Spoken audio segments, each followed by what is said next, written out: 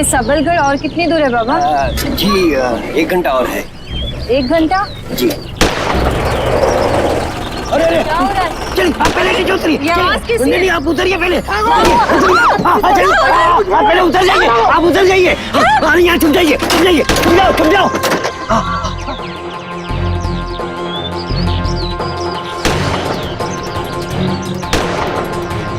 ये आवाज कैसी है? डरिए नहीं। इस तरह की वारदातें तो यहाँ रोज होती रहती है। ये बाजू छुप जाइए, ये बाजू। गोली चल रही है। बस खामोश रहिए।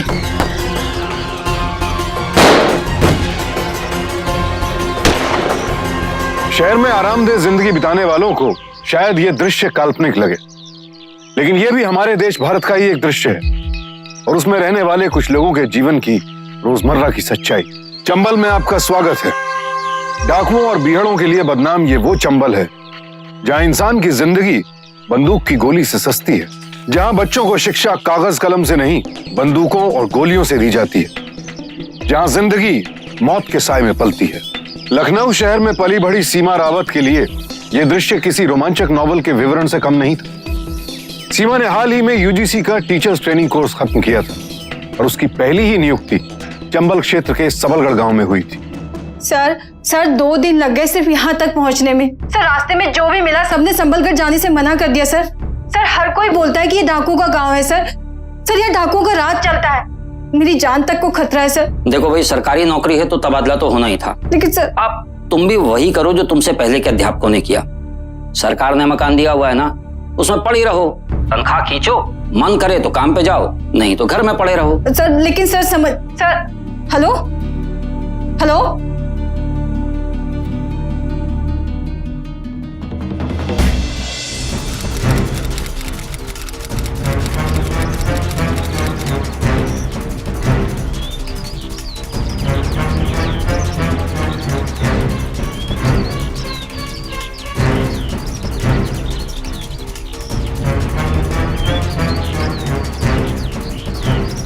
मैं यहाँ की नई टीचर हूँ, ये स्कूल चलाने आई हूँ। आप मास्टरनी जी हैं? जी। आप मेरे बच्चे को पढ़ाएंगी? बिल्कुल।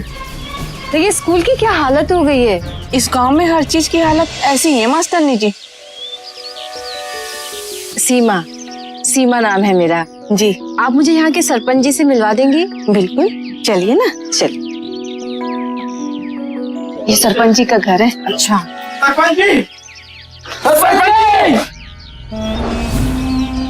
सरपंच जी। अरे रामदीन, क्या हो गया? हमारे नायक रामदीन को मार डाला और इसकी बीवी को उठा के ले गए। अरे जल्दी से कोई सूरज को खबर पहुंचा दो। हाँ अब तो सूरज को सूचना देनी चाहिए। हमें हमारी नहर चाहिए। सूरज ही वो नहर हमें वापस दिला सकता है। चलो सूरज को सूचना देते हैं, अब तो उसके साथ ही गाँव में वापस आएंगे। हाँ चल।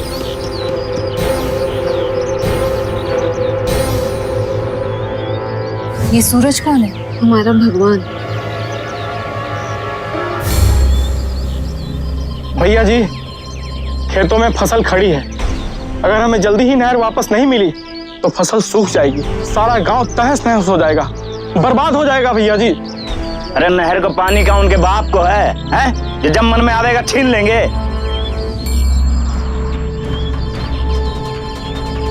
बंदूक दे, बंदूक दे।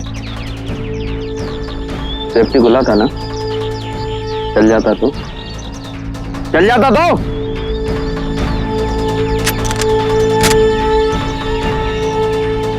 वे यही चाहते हैं कि हम पहुंचे और वे हमला करें। तैयार बैठे हुए हैं दुनाली लेके, अभी जाए तो सब मारे जाए। 2 दिन नजर रखो बस, फिर हमला होगा धाड़। कसम काली मैया की, जब आप नहर को पानी ऐसा लाल कर है ना, तो उनकी औकात ना हुई है दोबारा नहर की तरफ नजर डालवे की।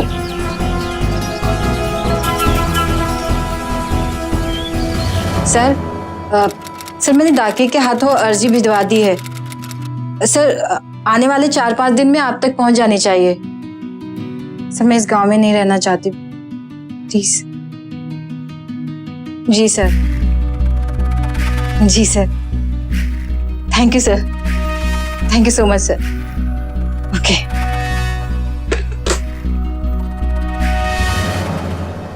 अरे ये सब यहाँ ये सब स्कूल जाना चाहते हैं। अच्छा आओ बैठो। तो आप सब लोग स्कूल जाना चाहते हैं, हैं? मेरी माँ कहती है कि पढ़े लिखे लोगों की ही इज्जत होती है। Very good. मेरी माँ चाहती है कि मैं पुलिस में जाऊँ। अच्छा, तो तुम पुलिस में भर्ती होना चाहते हो? देखो बेटा, पढ़ाई लिखाई बदला लेने के लिए नहीं, बल्कि एक सभ्य इंसान बनने के लिए की जाती है।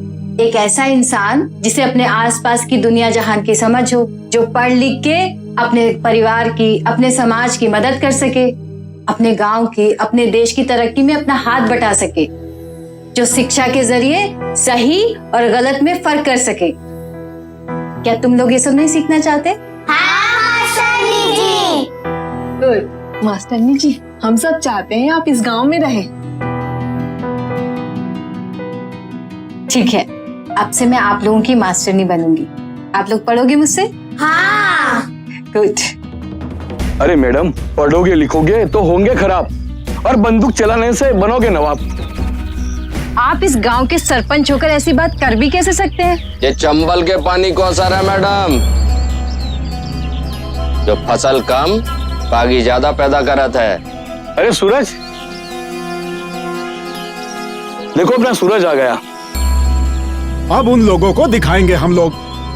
इनका परिचय कराओ। मेरा नाम सीमा रावत है। मैं सबलगढ़ प्राथमिक विद्यालय की नई अध्यापिका हूँ। अरे भाई, ये कह रही हैं कि स्कूल की इमारत में स्कूल ही चलनी चाहिए। ऐसा है मास्टरनी जी, हम अपने बच्चन के हाथों में सिर्फ दो ही चीज देते हैं, या तो हल या बंदूक। कहा है, जब आपके कागज कलम उठाएंगे ना, तो बच्चों के हाथ भी कमजोर होंगे, कलेजा भी।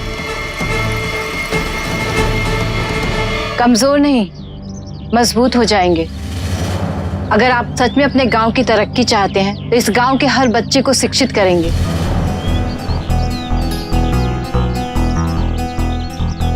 ऐसा है मास्टरनी जी, नेताओं जैसे भाषण मत माचिए। क्या है, जब नींद खुलती है तो भूख लगती है, तो चंबल में जे भूख केवल छीन के ही भरी जाती है। यदि वो शिक्षित होंगे तो उनका हक कोई नहीं मार सकता। नहीं मार पाएगा जी। एक वादा कर सकते हैं कि जो आपका एक कागज कलम है, ये हमारे हक का पानी वापस दिला सकता है? नहीं दिला सकता ना, लेकिन ये बंदूक दिला सकती। शिक्षा में वो ताकत है जो आपकी बंदूक को भी हरा दे।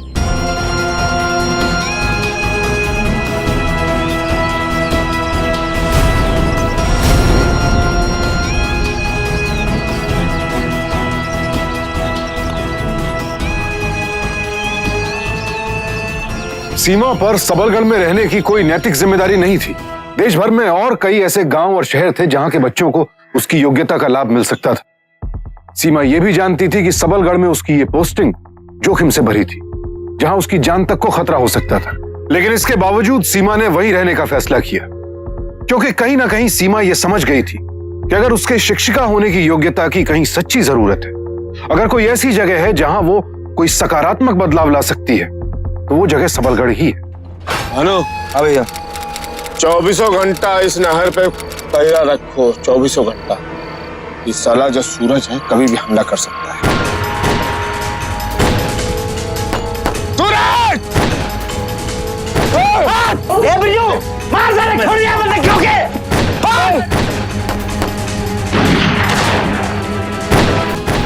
संतू गोली लग गई। मैं जाता हूँ सूरज भैया को बुलाने। बुला के ला, मैं ले जाता हूँ तू गाँव। संतू, चल संतू, कुछ नहीं होगा, आजा।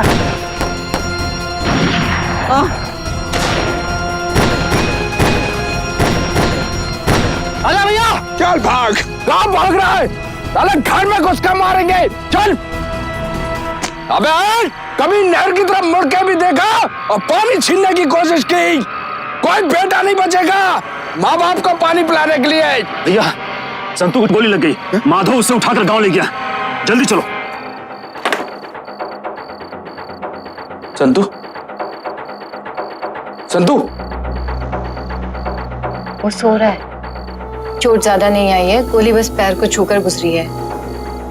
भैया, बेटा तू ठीक है ना संतू? हाँ भैया। ये मास्टरनी जी ने मुझे बचा लिया।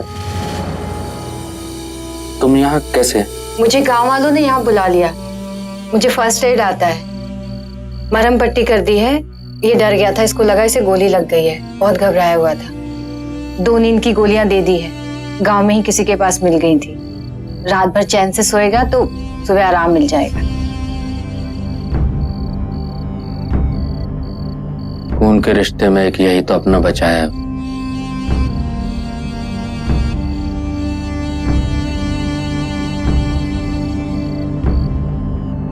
अरे अब तक सो रहा संतू? हाँ सो रहा है। क्या कल रात जो हुआ जरूरी था? हाँ था जरूरी। और आज अगर तुम्हारे आदमियों की लाशों के साथ तुम्हारे भाई की लाश भी पड़ी होती तो? कल भी ले जाऊंगा मैं संतू को, ताकि अपनी तरह उसे डाकू बना सको। देख मास्टर ने तुझे बोलने का मौका इसलिए दे रहा हूँ क्योंकि कल तू मेरे भाई के काम आई। और ये ना भूलना, तुझे चंबल है, वहां अपमान पे गोलियां चल जाते थे। देखो मैं बस इतना चाहती हूँ, तुम मुझे इस गांव में स्कूल चलाने दो और संतू को मेरे साथ रहने दो। पागल हो गई है क्या? कोई बात समझ में ना आई? इस खून खराबे के बाहर भी एक दुनिया है जो इस दुनिया से बिल्कुल अलग है। कम से कम संतू को इतना मौका तो दो कि वो उस दुनिया को देख सके। उसे भी पता हो कि बंदूक और हल के अलावा भी दुनिया में दूसरी चीजें हैं, कि जिंदगी बिहड़ों में काटने के लिए नहीं होती है। क्या उसे इतना मौका भी नहीं मिलना चाहिए? देखो मैं बस इतना चाहती हूँ कि तुम अपने भाई को वो मौका तो दो जो शायद तुम्हें भी कभी नहीं मिला। परिवार के नाम पर संतू के अलावा सूरज का कोई और नहीं था, इसीलिए अपने भाई की जख्मी हालत देखकर शायद उसके मन में कहीं ना कहीं एक डर पैदा हो गया, तो उसने संतू को सीमा के पास ही छोड़ दिया और सीमा को स्कूल चलाने की इजाजत दे दी। आने वाले दिनों में धीरे धीरे ही सही, लेकिन सीमा गांव वालों का शिक्षा के प्रति विरोध कम करने में सफल रही, और जहां पहले गोलियों की गूंज सुनाई देती थी, अब वहीं शिक्षा का स्वर सुनाई देने लगा।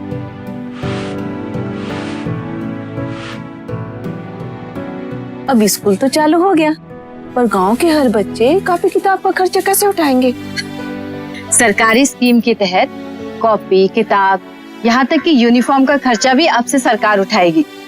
गांव वालों को सिर्फ इतना करना है कि अपने बच्चों को स्कूल भेज दे, है ना? 2 एकम 2 दूनी 4 2 तिहाई 6। अरे संतू वहां क्यों खड़े हो? आओ बैठो, आओ। अरे क्या हुआ? देखिए, अगर आप लोग अपने बच्चों को स्कूल भेजेंगे तो सरकार न सिर्फ आप लोगों को हर महीने कुछ पैसे देगी, बल्कि आपके बच्चों के दोपहर के खाने का इंतजाम भी स्कूल में ही करके देगी। आओगे स्कूल?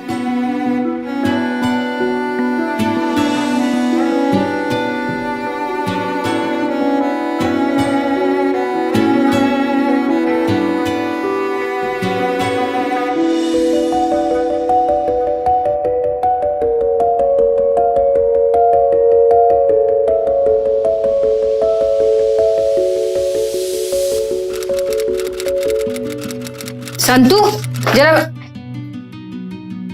क्या छुपा रहे थे? दिखाओ, किताब क्यों छुपा रहे थे? मुझे पढ़ना नहीं आता, आप सिखाओगे?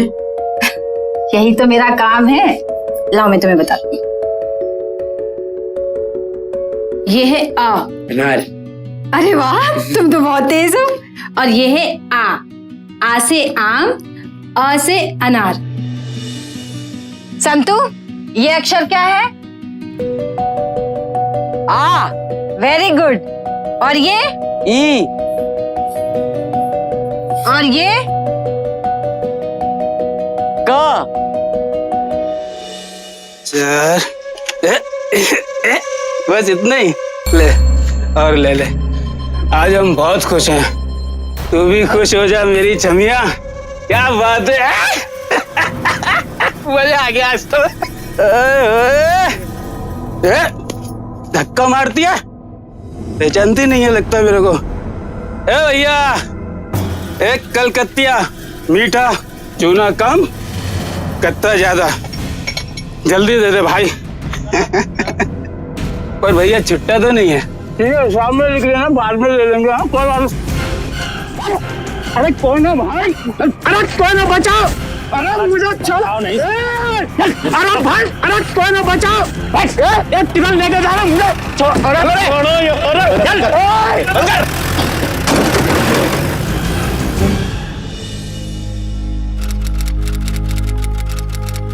प्रणाम भैया।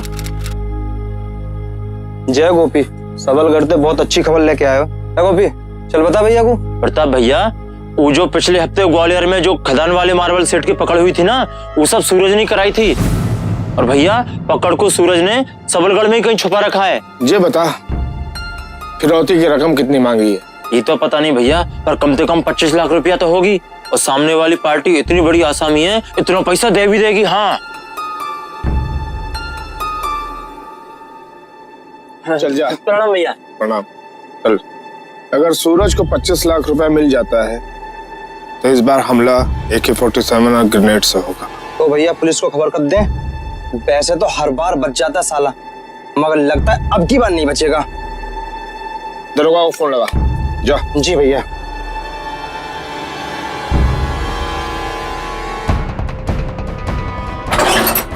भैया पुलिस ने धावा बोल दिया है। लेके जा।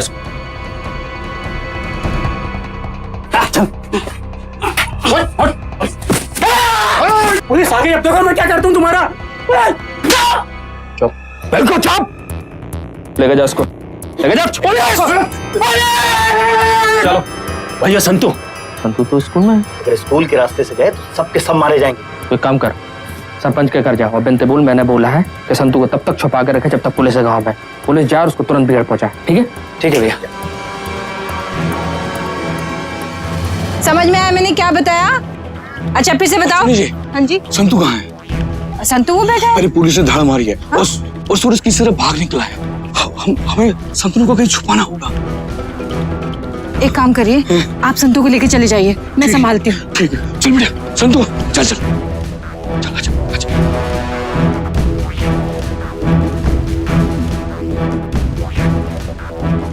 इधर मेरे साथ आओ। छोड़ दो इसको, छोड़ो। चलो चलो, भागो भागो भागो।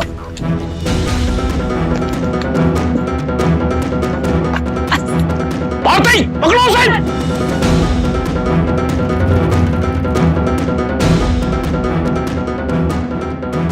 हमसे बच के कहाँ जाओगी? रुको, कहाँ जा रही हो? हाँ, अपने आप को ज्यादा होशियार समझती हो? सूरज का भाई कहाँ है? जी कौन? वो जो तुझे स्कूल चलाने देता है, जिसका छोटा भाई तेरे घर में रहता है। और तू क्या समझती है कि हमें कुछ नहीं मालूम कि इस गांव में क्या चल रहा है? मुझे नहीं पता आप लोग किस बारे में बात कर रहे हैं। इसे थाने ले चलो, ये वही मुंह खोलेगी। आप मेरे साथ ऐसा नहीं कर सकते। आप मुझे मेरी मर्जी के खिलाफ पुलिस थाने नहीं ले जा सकते। मुझे अपने कानूनी अधिकार पता है। अधिकार? तू मेरे साथ थाने चल, मैं तुझे बताता हूँ कानून अधिकार। ले चलो सर। नहीं। बता, कहाँ है सूरज का भाई? मुझे नहीं पता। तुझे नहीं पता? तुझे नहीं पता? बता, कहाँ छुपा के रखा है? बोल, वरना तो तेरी खोल उधेड़ दूंगी आज। मुझे नहीं पता। वैसे सूरज और उसका भाई तेरे लगते क्या है? सूरज आशिक है तेरा? हाँ? भाई है, पति है कौन की है? मुंह नहीं खोलती। देख, हमें ऑर्डर है कि डकैतों की मदद करने वालों के साथ कोई रियायत ना बरती जाए। चुपचाप बता दे कि सूरज का भाई कहाँ है, वरना डकैतों की मदद करने के जुर्म में 4 फर्जी केस तेरे ऊपर ठोक दूंगा, समझे? और समझ नहीं आया तुझे भी? मैंने कहा ना मुझे नहीं पता। तुझे नहीं पता? सर, जब तक इसकी खाल में उधेड़ दूंगी ना मैं, तब तक ये कुछ नहीं बोलने वाली। आप बोले तो।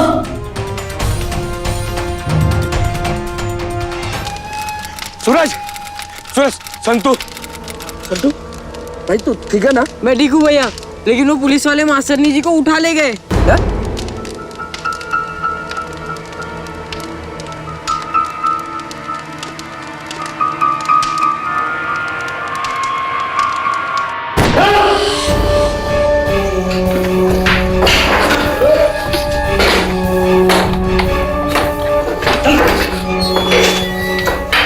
चल मास्टर, नहीं तुझे लेवाने आए। मैं नहीं जाऊंगी। क्या? मैं तुम्हारे साथ गई तो कानून की नजर में मैं भी तुम्हारी साथी कहलाऊंगी। पागल हो गई क्या औरत है? तेरे लिए हमने पूरे थाने पर कब्जा कर लिया और अब तू जाने से मना कर रही? हाँ, मैं नहीं जाऊंगी। मैंने जो कुछ किया संतू के भले के लिए किया, तुमसे मेरा कोई लेना देना नहीं। किस खोपड़ी की बनी है ऋतु मास्टरनी? अरे यहाँ रहेगी तो मारी जाएगी, चल मेरे साथ। और तुम्हारे साथ जाके कौन सा बच जाऊंगी? और तुम कब तक बचोगे? बागियों की क्या हालत होती है तुम्हें पता नहीं है क्या? पागल हो गई है औरत, ये पूरी की पूरी पागल। चलो भैया यहाँ से, इस औरत को यहीं पे मरने दो। चलो। और सुनो, जो लोग बंदूक के साए में जीते हैं ना, उनकी मौत भी बंदूक की गोली से ही होती है। चलो चलते हैं यहाँ से। चलो भैया चलो। सूरज और उसके गिरोह द्वारा पुलिस स्टेशन पर किए गए इस हमले ने पुलिस और सरकार दोनों की नींद उड़ा दी। और जब यह पूरा प्रकरण मीडिया के सामने आया और उन्हें पता चला कि एक शिक्षिका जिसे पुलिस उठाकर ले गई थी और जिसे छुड़ाने के लिए ही पुलिस स्टेशन पर हमला किया गया था, उसने पुलिस स्टेशन से भाग जाने के बजाय कानून का साथ देना ज्यादा सही समझा, तो मीडिया ने इस असाधारण शिक्षिका को एक नायिका बना दिया।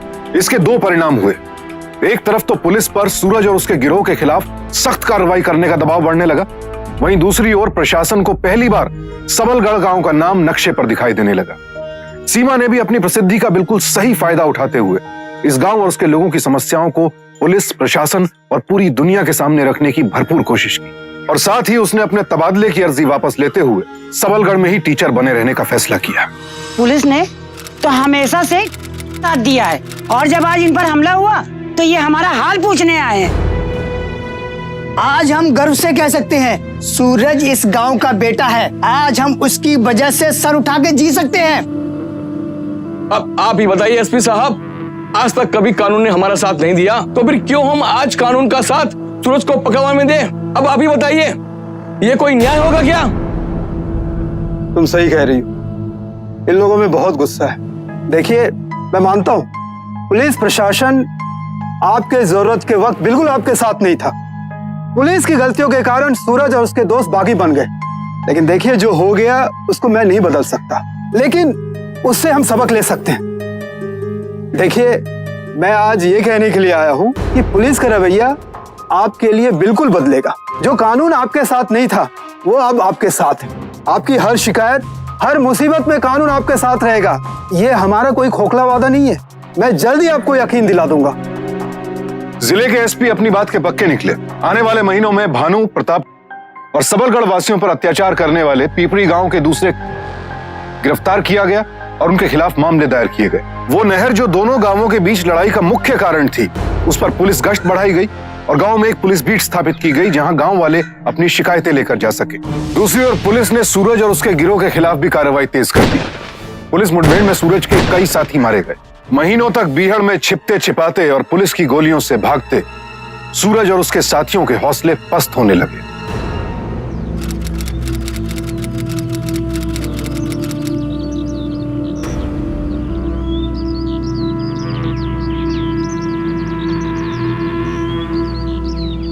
भैया, कितने दिन बाद देखा है रे तुझे? इतना लंबा हो गया रे। मास्टरनी जी के संग आए हैं, आपका सबक सिखाने आई है जय। मैं यही सबक सिखाने आई हूँ कि आप सरेंडर कर दो। फिर से वही बात, काहे के लाने पहुंचाया था तुझे इनके पास? कायर बना रही है तो मैडम जी, शेर का भाई है संतू, गीदड़ ना बनाइए।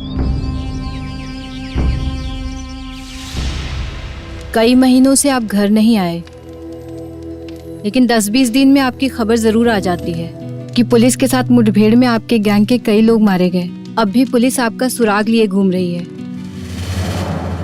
आने वाले दिनों में या तो आपको गिरफ्तार कर लेगी या फिर आपका एनकाउंटर। सरेंडर कायर लोग करते हैं मास्टरनी जी। पुलिस के साथ ये खेल तो हम बरसों से खेल रहे हैं, कभी वो आगे तो कभी हम। और पुलिस किसी दिन ये खेल जीत गई तो सूरज अब भी कुछ नहीं बदला है। तुम बागी बने थे अपने परिवार की मौत का बदला लेने के लिए, अन्याय के खिलाफ लड़ने के लिए, लेकिन अन्याय से लड़ने के तरीके और भी हैं। न्याय पाने का तरीका सिर्फ बंदूक नहीं हो सकती। कानून कमजोर है सीमा, पैसे वालों की जेब में। तुम ही बताओ, कैसे भरोसा करें हम ऐसे कानून पे? अगर तुम भरोसा करोगे तो शायद कानून मजबूत हो जाए। तुम उसकी आवाज बनोगे, लोगों की आवाज बनोगे, तो जनता तुम्हें न्याय दिलाएगी। सूरज, जो लोग बंदूक के साए में जीते हैं ना, उनकी मौत बंदूक की गोली से ही होती है।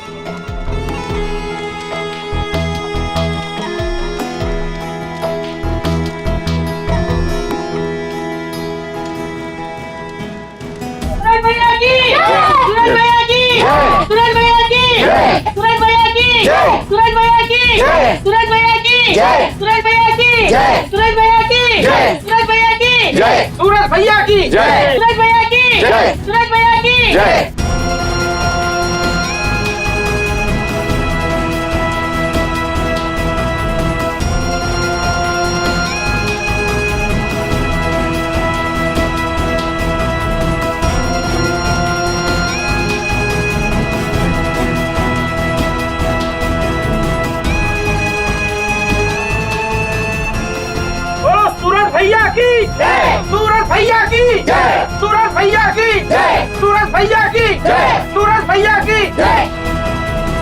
थैंक यू सीमा, तुम्हारी मदद के कारण यह सब संभव हो सका। सूरज और उसके साथियों के आत्मसमर्पण की शर्तों के मुताबिक और जिन हालात में वो लोग बागी बने थे, उनके मद्देनजर अदालत ने उन सबको 2-2 साल की न्यूनतम कैद की सजा सुनाई। 2 साल जेल में बिताने के बाद जब सूरज वापस अपने गांव पहुंचा तो उसे अंदाजा भी नहीं था कि इस दौरान उसके गांव की हालत कितनी बदल चुकी थी। कोर्ट ने प्रताप और भानु को बाइज्जत बरी कर दिया। 3 और लोगों को बाइज्जत बरी कर दिया। हमारे वकील ने गद्दारी की, उसने पैसे खाए थे। जिस दिन प्रताप और भानु जेल से छूटे, उस दिन गांव में खूब जश्न मना। और फिर एसपी साहब का तबादला भिंडे से भोपाल हो गया और नए एसपी ने आते ही उन लोगों से हाथ मिला लिया। और अगले ही दिन गांव की बीट चौकी भी बंद करवा दी और नहर पर से गश्त उठवा दी। बस वो दिन और ये आज का दिन। पहले हमारे मवेशी चुराए और फिर हमारी जमीन चुराना शुरू कर दिया और हमारी जमीन पर बाढ़ लगा दी और हमारे खेतों में मवेशी छोड़कर हमारी फसल खराब कर दी। जब हमने आवाज उठाई तो हमारे 2 आदमियों के हाथ पैर तोड़ दिए और उन्होंने नहर के पानी को मोड़ने की भी कोशिश की। तब हम लोगों ने बंदूक उठा दी। भैया, पूरा गांव इंतजार कर रहा था कि कब आप जेल से छूटोगे और इनके सर में गोली दागोगे। और तुम्हारे जेल से छूटने की खबर पाते ही मानो गांव में एक नई जान आ गई। अब हम बताएंगे ताकत क्या होती है। अब पूरे 2 साल बाद हमारे जश्न मनाने का दिन आया है। हाँ, जश्न मनाने का दिन आया है।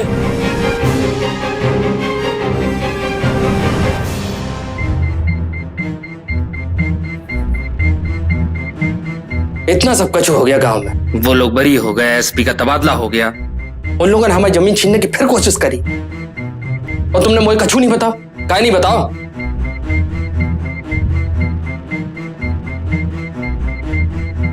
सूरज, हम लोग लड़ रहे थे और अब भी लड़ने की कोशिश कर रहे हैं। कहां से हुआ जल लड़ाई से? हैं? पीपरी वालों ने हमारी जमीन पे बाढ़ तो बांध दी, तो फिर से हमारी नहर पे कब्जा कर लेंगे। क्या कर लेंगे हम?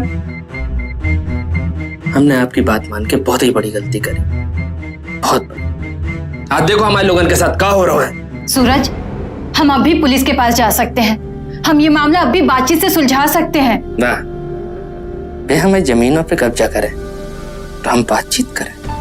ये ना होगा हमसे। सूरज, मेरी बात सुनो। देखो, जब तुम्हारे हाथों में बंदूक थी तब क्या उन लोगों ने नहर का पानी छीनने की कोशिश नहीं की थी? की थी मास्टरनी जी, लेकिन आप शायद भूल रही हैं कि उनकी इस कोशिश के बदले 4 गांव वालों को हमने ऊपर पहुंचा दिया था। और लगता है जो हालात बन रहे हैं फिर से वही कुछ करना पड़ेगा। मेरी बात सुनो। देखो सूरज, मेरी बात सुनो। जमीन के मामले में हम क्या करेंगे? ये मामला तो पटवारी के पास लेके जाइए, ये मामला तहसीलदार के पास लेके जाइए।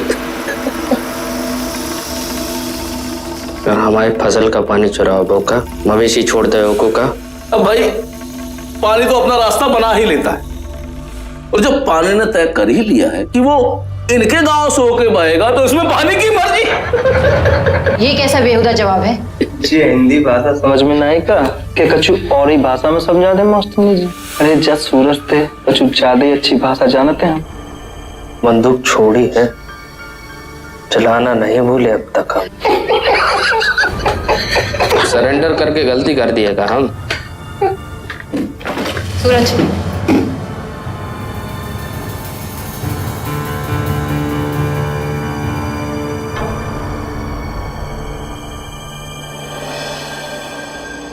गलती कर दिएगा हम सरेंडर करके इंस्पेक्टर।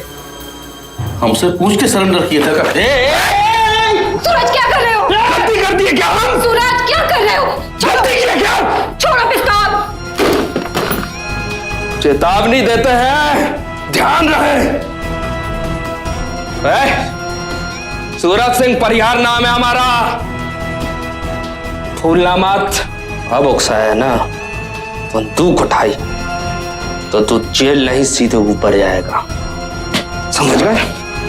ध्यान रखना।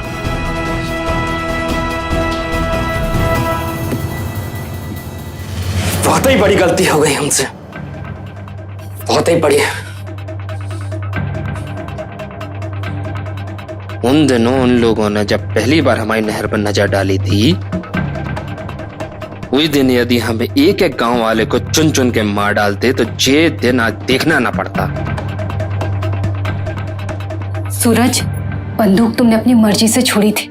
याद करो तुम कितने थक गए थे और पुलिस वालों ने तुम्हारे कितने साथियों को मार डाला था। बंदूक तुमने संतू के लिए छोड़ी थी और आज अगर तुम फिर से बंदूक उठा लोगे तो हिंसा का फिर से एक तांडव शुरू हो जाएगा। खून के बदले खून बहेगा।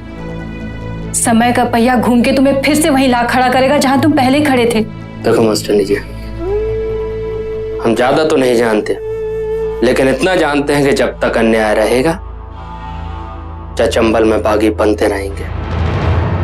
आप अन्याय खत्म करवा दो, हिंसा अपने आप खत्म हो जाएगी। सूरज के मन में एक गहरा अंतर्द्वंद चल रहा था। जहां एक तरफ वो सीमा की बातों में छिपी कड़वी सच्चाई से वाकिफ था, वहीं दूसरी तरफ अपने आसपास के बढ़ते अन्याय का जवाब न दे पाने के कारण अंदर ही अंदर घुलता जा रहा था। वहीं सीमा पूरा प्रयास कर रही थी कि वो किसी भी हालत में सूरज को दोबारा हथियार उठाने से रोक सके। वो चाहती थी कि वो गांव वालों को बढ़ते अन्याय के खिलाफ कानून के दायरे में रहकर न्याय दिलवाए।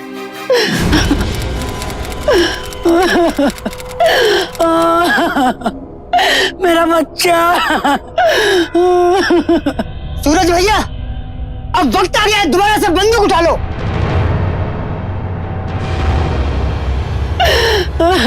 अरे सूरज, तो ही हमारा भगवान है। आज हमें फिर से तेरी जरूरत पड़ गई। ले बंदूक उठा और हमारी रक्षा कर। देख सूरज, देख, पूरा गांव भी यही चाहता है तू फिर एक बार बंदूक उठा, फिर से अपनी गैंग बना और इनको उनके किए की सजा दे। खून का बदला खून, जय चंबल की प्रथा है। हाँ सूरज भैया, हम तुम्हारे साथ हैं। साथ है।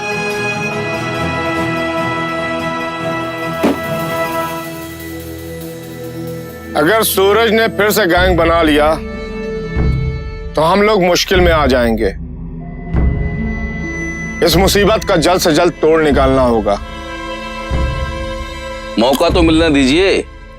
मौका मिलता नहीं दरोगा साहब, निकालना पड़ता है। आप मौका तो निकालिए, उड़ा तो हम देंगे। इंस्पेक्टर का संदेशा आया था, कह रहा था पिपरी गांव वाले आपस में मिल बैठकर मामला सुलझाना चाहते हैं। अरे तो उसके लिए हम क्यों जाए पुलिस स्टेशन? वो भी तो आ सकते थे। उन लोगों को डर है कि एहतियात तो कहीं उड़ा ना जाए। हमें भी तो डर है भैया, कहीं पुलिस स्टेशन पे हमें ना उड़ा दे। चलना तो फिर भी पड़ेगा ही। देखो भैया, तुम हथियार उठाओ या मत उठाओ, हम तो हथियार उठा के ही जाएंगे। मैं भी चलूंगा भैया। चल।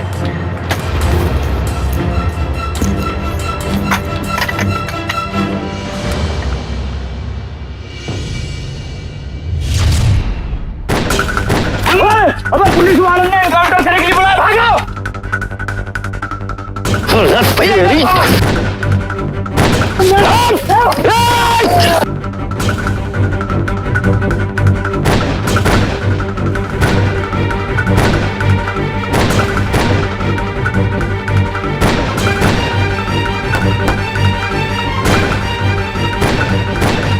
भैया, चलो भैया चलो, आ रहा सुन दो।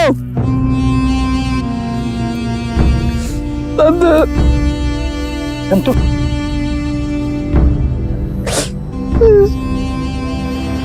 ये सिला मिला सरेंडर का, किसी को नहीं छोड़ेंगे।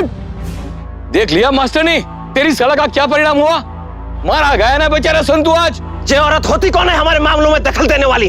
हमारे बच्चों को नामर्द बना दिया इनने।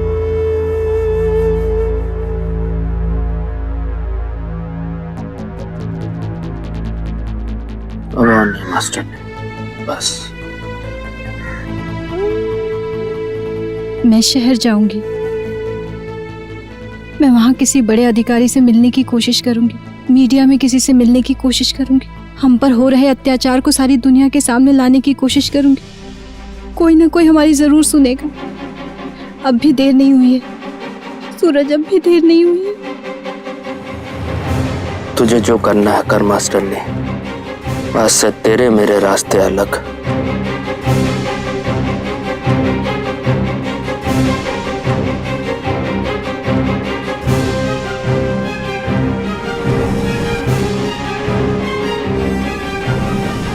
आज सूरज फिर बागी बन गया।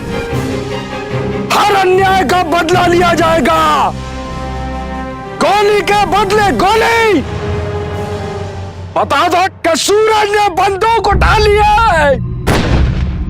अपनी तमाम कोशिशों के बावजूद सीमा सूरज को फिर से बंदूक उठाने से नहीं रोक पाई। वो चाहती तो इस मुकाम पर हार मान सकती थी, लेकिन उसने ऐसा नहीं किया, क्योंकि वो जानती थी कि अगर गांव वालों और सूरज को जल्द इंसाफ नहीं मिला तो सबलगढ़ और पीपरी गांवों में नरसंहार शुरू हो जाएगा।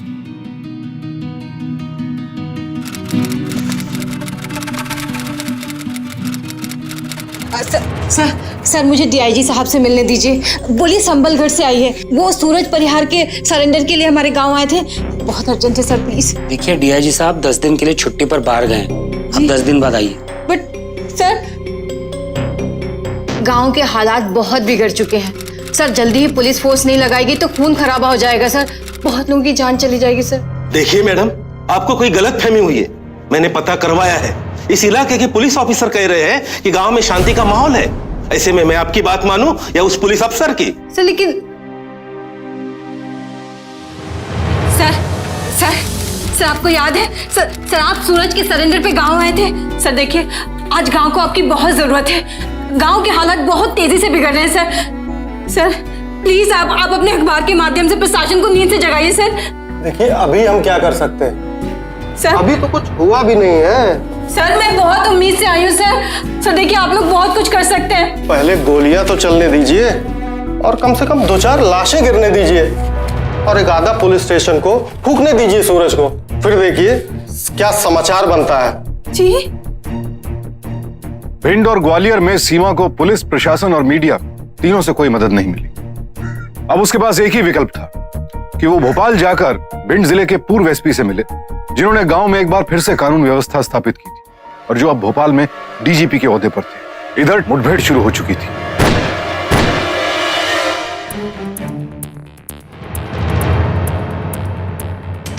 सर आप ही मेरी आखिरी उम्मीद है सर, आप ही कुछ कर सकते हैं। आने वाले तूफान से बस आप ही रोक सकते हैं सर प्लीज।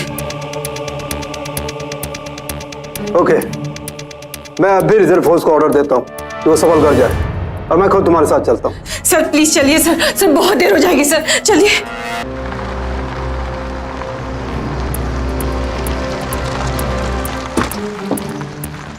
सर यहाँ तो जंग जैसा हालात है। सूरज उसके साथियों ने धावा बोल दिया। सर मैं सूरज से जाकर बात करूंगी, मैं उसे बताऊंगी कि मैं आपको साथ लेकर आई हूँ। सर मैं उसे बताऊंगी तो उसको समझ में आ जाएगा सर प्लीज। लेकिन सीमा यहाँ तो गोलियां चल रही। सर मुझे जाने दीजिए, इस खून खराबे को मैं ही रोक सकती हूँ सर, प्लीज मुझे जाने दीजिए सर। मैं सीमा। सूरज सूरज, बिरजू, बिरजू, बिरजू, सूरज कहाँ है? सूरज, सूरज, माधव, माधव, सूरज कहाँ है? भाग जा मास्टर, नहीं आते, भाग जा मास्टर।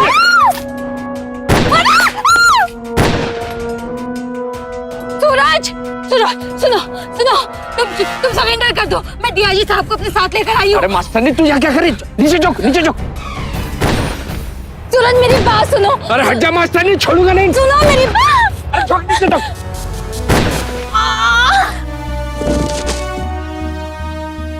मास्टर नहीं। सीमा, सूरज सरेंडर कर दो सूरज। कुछ नहीं होता। भाग, निकल, निकल।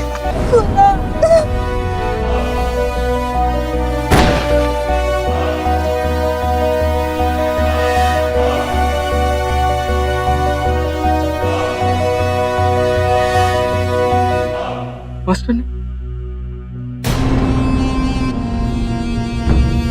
अपनी बंदूकें फेंक कर बाहर आओ, वरना सबके सब मारे जाओगे। सीमा! तेरे बात है, चल तेरे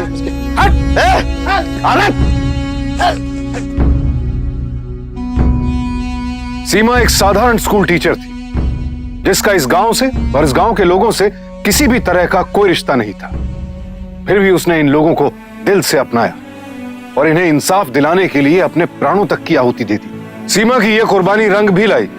इस बात का सबसे बड़ा प्रमाण यह है कि पिछले 14 सालों में इस गांव के किसी भी व्यक्ति ने बंदूक नहीं उठाई और इस गांव ने देश को 8 इंजीनियर, 2 डॉक्टर और 2 IAS ऑफिसर्स दिए हैं। आज सीमा भले ही इस दुनिया में ना हो, लेकिन उसके सत्य, साहस और निष्ठा की गाथा हर गांववासी के दिल में बसती है। अन्याय और जुल्म के खिलाफ लड़ते रहना ही सीमा जैसी नायिका के प्रति हमारी सच्ची श्रद्धांजलि होगी। सावधान इंडिया, इंडिया फाइट्स बैक।